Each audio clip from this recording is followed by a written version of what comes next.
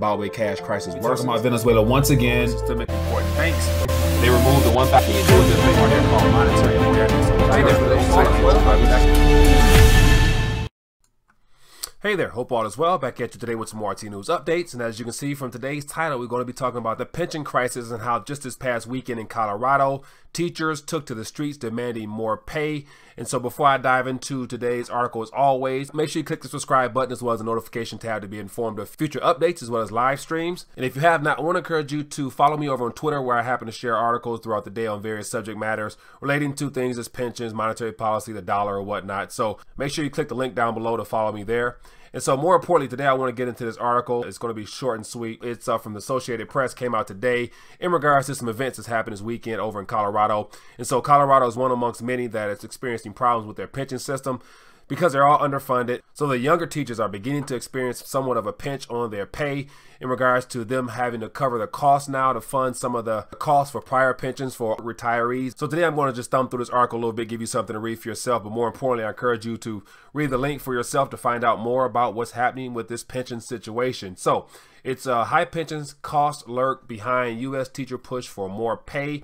Says public pension systems nationwide are facing record levels of debt totaling $1.4 trillion, according to a Pew Charitable Trust study. That puts downward pressure on wages and benefit checks as governments struggle to close the funding gap. So to give you an idea what's going on here, you have a couple pictures from this past weekend of people hitting the streets, basically demanding more pay.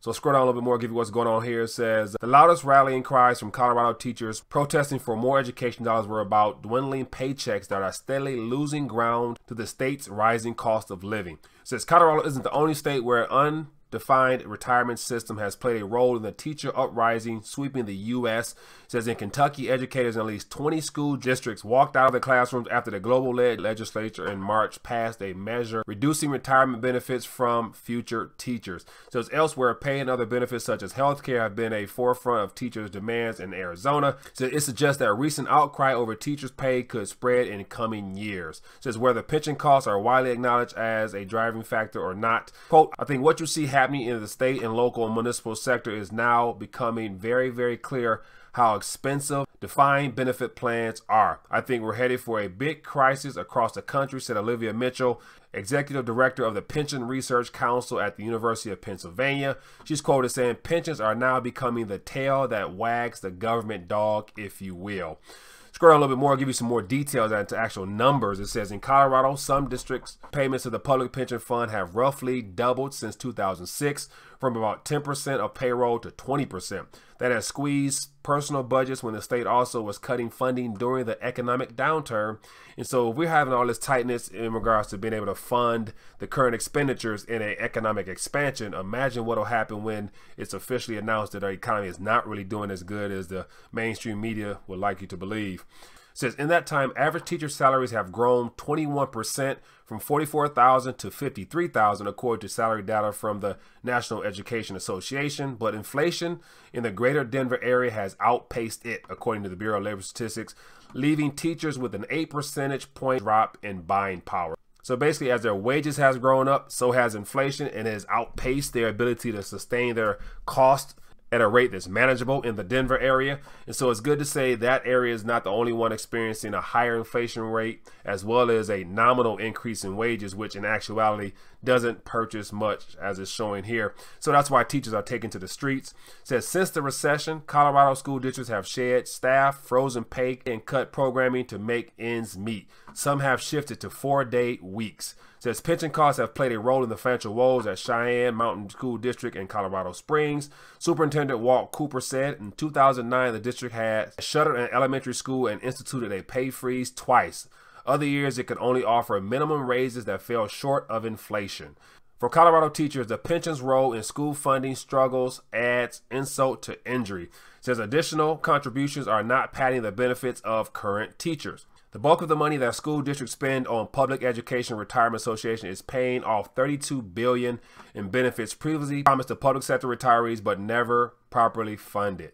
To read down a little bit further, it gives you actual cost per teacher, what is needed to set aside in order to fund current payroll for the pension payouts. But at the end of the day, as you can tell here, there's going to be a major problem coming really soon, and it's already starting to peek its head up above water now. And it's going to be very ugly in the fact that the current teachers and the future teachers will be confronted with the idea that the long-term stability that came with being a school teacher or being in the educational realm has changed, and is going to change, because no longer will it be a job that's sought after by the younger generations because of the threat of no longer having a guaranteed benefit payment system that will provide the promises and the comforts that it did in years past, since we're entering into this new economy where debt has become the primary problem that every government, every pension, every retirement, every form of monetary sanity will run up against. So I just wanted to share this article with you, give you something to think about, more news on the whole pension situation and how defined benefit plans are becoming a problem, and they will be a problem moving forward. And so what that's going to do is basically put a clamp on any future generations looking to get into the educational realm.